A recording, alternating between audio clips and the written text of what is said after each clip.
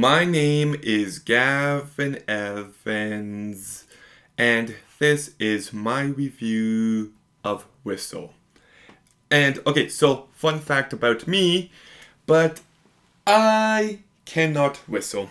Never have, never will. Just one of those things I cannot do.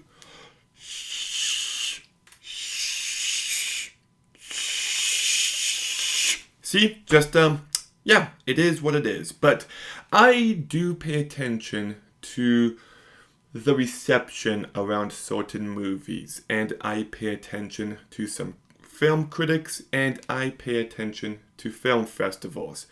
And during Fantastic Fest last September, I remember people were talking about how great Primate was, how great Seesaw 2 was, how great The Plague was, how great Silent Night, Deadly Night was, but everybody agreed that this movie sucked.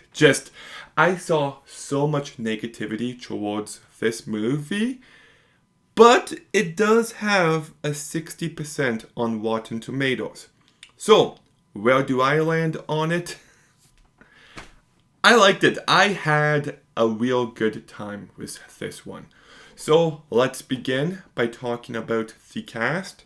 And Sophie Nélisse does a really good job. I actually thought she brought plenty of personality to her character. And even though she's a bit standoffish, I thought she was very likable. Dafne Keen also does a really good job. She brought plenty to her character, and these two characters do have good chemistry. Perry Hines White plays the most absurd, over-the-top character, and I just loved it. His performance is so bad in the best way possible. Sky Yang is he's not good, but I was entertained by his performance, and I thought he stood out enough. Ali Skvorovskaya, she plays a character named Grace, and I thought she did a perfectly fine job. Jalali Srebi does a fine job, and Nick Frost isn't in this movie much, but he actually brought plenty here.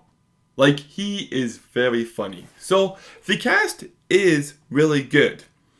And actually, I do want to say one thing about the cast.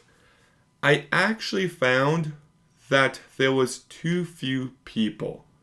Like, sometimes it feels like these main characters are the only people that exist, and I kind of wish there were just more background characters. And while we're talking about the negatives, I'll also say that this movie can feel generic at times. Some of the CGI isn't great, and I thought some of the kills were pretty bad. Like, the first two kills and the final kill, I was underwhelmed.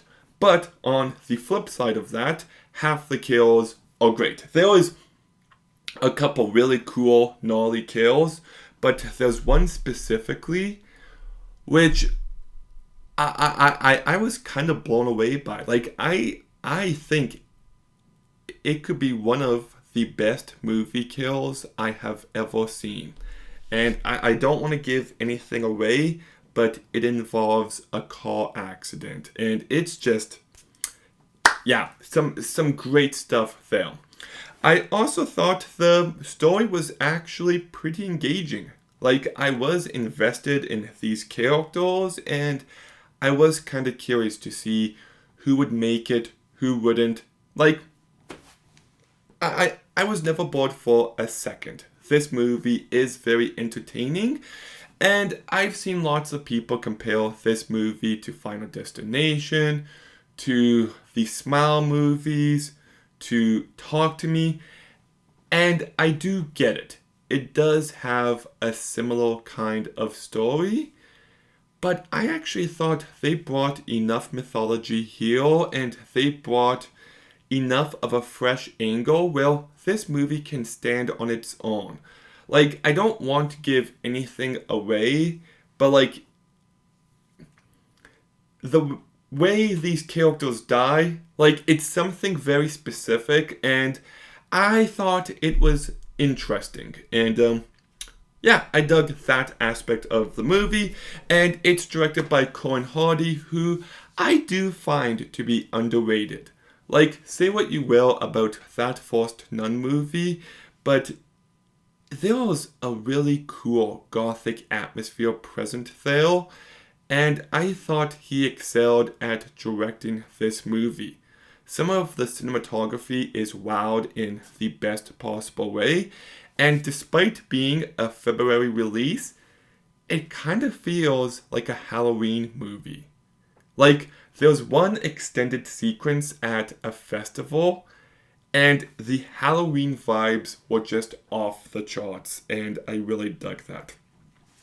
I also like how, like, something as simple as a tunnel can feel distinct in this movie. Like, you can tell that Corin Hardy cared about it while he was making it. So I do appreciate that. The movie is, it's stupid. Like, it is a really stupid movie. You can nitpick this movie to death, but those issues are part of the fun for me. Like, there were a couple times where I laughed out loud. Like, early on, the characters get detention, and it's over like that. It's just a really rushed scene, and it cracked me up. There's one line of dialogue. Well, someone asks. You know what? I don't want to give it away. It's great. It's great. This movie brought me lots of joy. I kind of want to give this movie an 8 out of 10, and I do think I was leaning in that direction, but I thought the final kill, like the big climax of this movie, was kind of underwhelming, and there's someone... I really hate how the main character looks at the end of this movie. Like, she looks just really stunning throughout. And then at the end, oh shit. There's just, why'd she cut her hair? Why'd she cut her hair? Just, why did she cut her hair like that? It frustrated me to no end. Like, no, just, anyways, I still had a real good time with this movie. I could see myself buying it and rewatching it quite a bit because it's just a very entertaining, easy to watch movie. I was never bored for a single second. There are some great kills here. There's some cool mythology. It's really well directed. You know what? I'm going to give Whistle a 7.5 out of 10. It's just lots of fun. But Whistle, have you seen it? What did you think? Let me know in the comments down below. Make sure you like, comment, subscribe. Stay tuned for more videos soon. And Gavin out.